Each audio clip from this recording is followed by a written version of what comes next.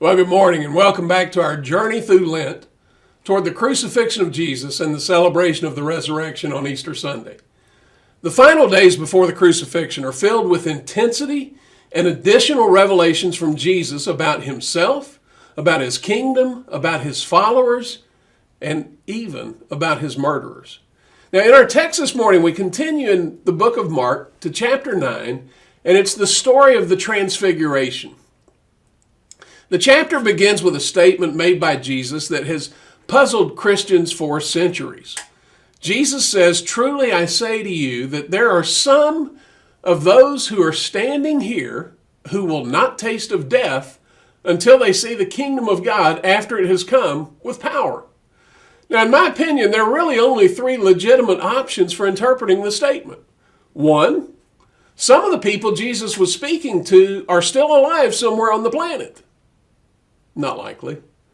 Two, Jesus was either mistaken or he intentionally misled his disciples. I don't think that's likely either. So the only legitimate option then is door number three. Some of those Jesus was speaking to actually lived to see the kingdom of God come with power. I believe Jesus was speaking of the coming destruction of Jerusalem, which did occur in 70 AD, and there were some of those that he was speaking to who actually lived to see that happen just 40 years later. And that's really the only explanation that fits the context. Now, Mark records that 6 days after Jesus made this pronouncement, he takes Peter, James, and John with him up on a high mountain. And as they get to the top of the mountain, the summit, Jesus literally radiated before them. He glowed.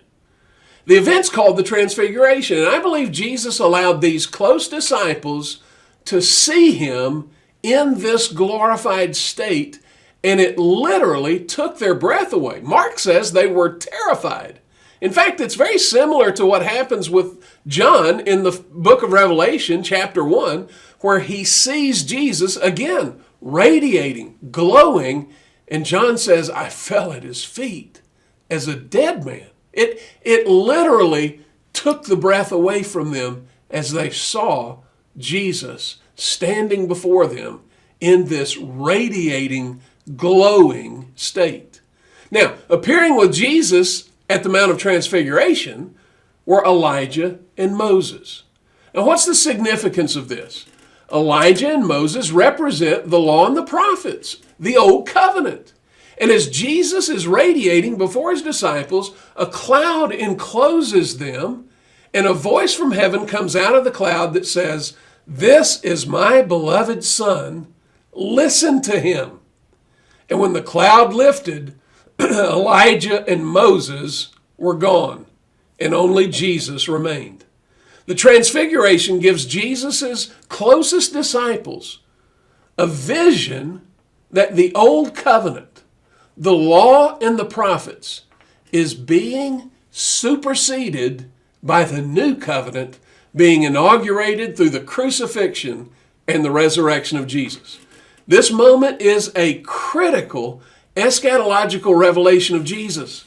The disciples ask him, "Why is it that the scribes say that Elijah must come first?" And Jesus answers, "Well, you are right. Elijah must come first." But then he says, "Elijah has come."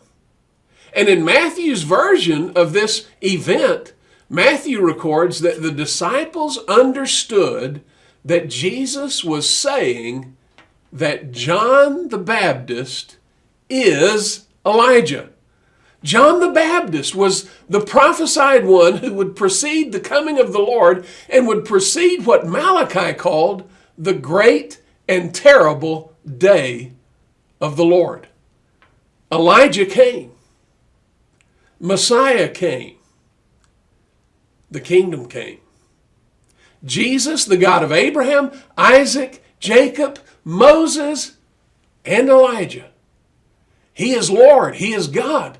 He is King. And that is what we celebrate as followers of Jesus.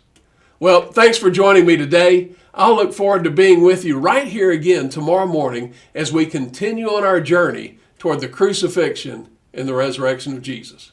I hope you go out and make today a great day.